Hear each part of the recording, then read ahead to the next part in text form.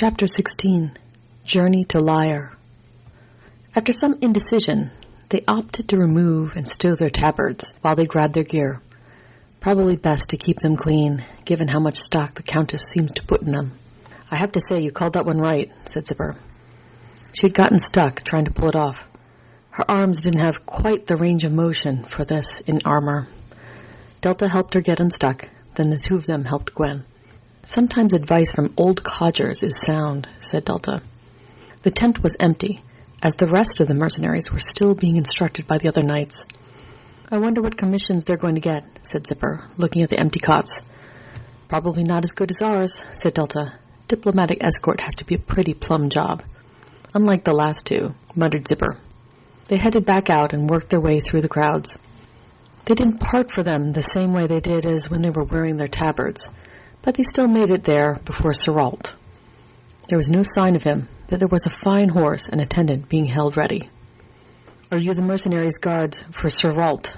asked the young man as they approached the horse. Delta nodded. "Wight's Brigade, at your service. I'm Fabrizio, squire to Seralt," he said. "Where's the other three?" "There's only 3 of us," said Delta.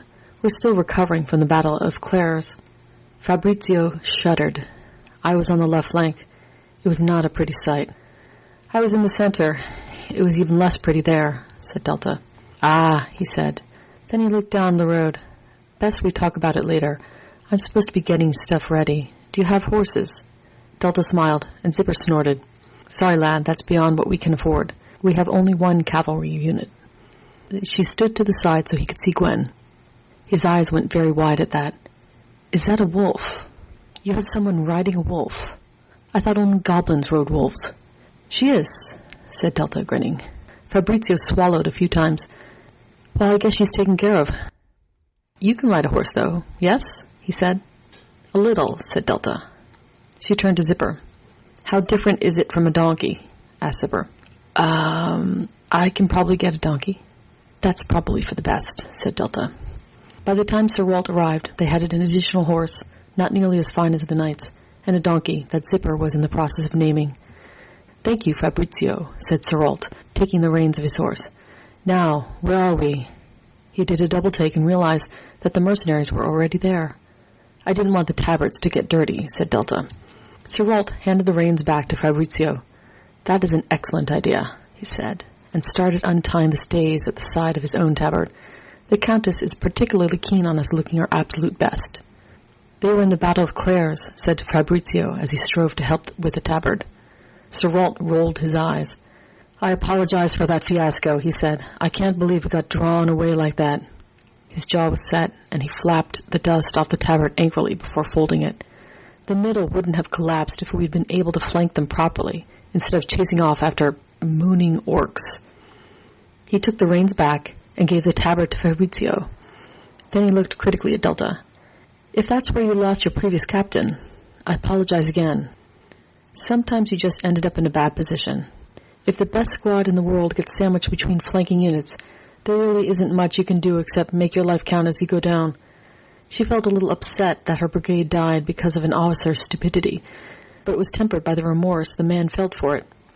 "Battlefield fuck," said Delta generously. She guessed it would be how the others felt. They mounted up, and Sir Walt led the way. The crowds did part for him, or at least his horse, and the guards on the western gale shooed everyone aside and saluted as they passed. It had been a while since Delta had been on a horse, and she had been on one in armor even less frequently. Her muscles were not used to it at all. Given how she clung to the saddle and gritted her teeth, it was pretty obvious to all her lack of skill at riding. Zipper was hard-pressed to keep up with them. The donkey was smaller and slower by its nature. It had to canter to keep up with the horse's trot. Once they were outside the main view of the town and the refugees around it, Sir Walt reined his horse in. "We could make it all the way to Lyre by nightfall, but we'd be sore and dusty. I think it better to take our ease and find a farmhouse near to the road for the evening. The difference between tonight and tomorrow morning isn't going to matter much for diplomacy." "Have they taken Lyre, then?" asked Delta. He shot her a look. "Is that what people are saying?" "I declined to ask anyone about it in town," said Delta. Walt nodded appraisingly. "Good. The answer is yes and no. From what our few scouts report, they have not specifically taken the village, but they have troops poised to enter, and we do not. So, they have not taken it out of generosity. Instead, they have offered to parley. So, it's just us against the whole of the Imperialists? Asked Fabrizio. What if they were an egg? Then we will die, or become prisoners, said Seralt shortly. But no one offers parley unless they want something. I expect they will demand we capitulate and join their cause, like Montesi. Bah, they're spineless cowards up there, said Fabrizio dismissively. That's what comes from living too close to the border of civilization. Seralt gave him a long-suffering look. Well, we're the border of civilization now, since they went over to the other side.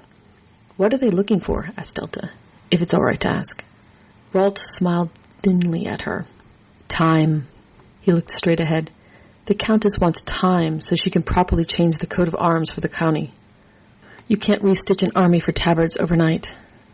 Delta and Zipper looked at each other and nodded. She's changing our coat of arms? Protested Fabrizio. But the line of Mountahouse, that's our emblem. Seralt's mouth was a thin line. The Countess likes ducks, he said. Not long afterwards, they came to a more open stretch of countryside. Seralt took Fabrizio riding ahead and over the fields to scout and do some equestrian practice. They left the mercenaries to continue down the road at their own slower pace. Gwen had worked out how to sleep while lying on the back of her wolf, and was doing so while the sun was bright. Let's walk the animals for a bit, said Delta. My backside is killing me. Agreed, said Zipper. It didn't turn out to be much slower than riding the horses at a walk. The horse was happy to be free of most of its burden, and the two of them could work out the kinks in their legs. The donkey didn't seem to care much. I can't complain about the duty so far, said Zipper, although these two certainly have their heads in the clouds. Fabrizio, yes, said Delta. Seralt seems decent enough, at least as decent as you can get being born with money and titles. She gave a wry grin.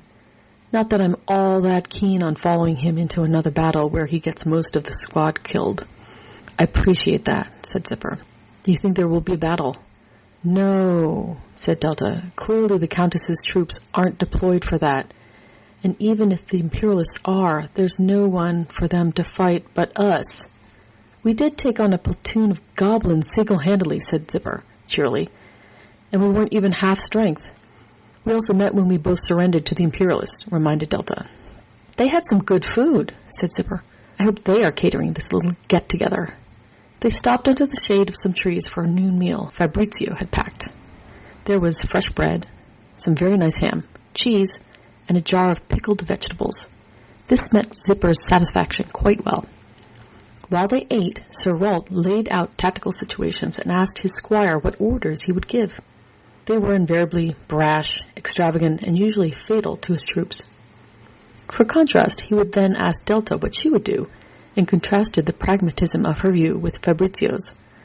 For some of them, he would then go and say what his orders had been, if they had been skirmishes he had fought in, or how they had actually played out, if they were historical.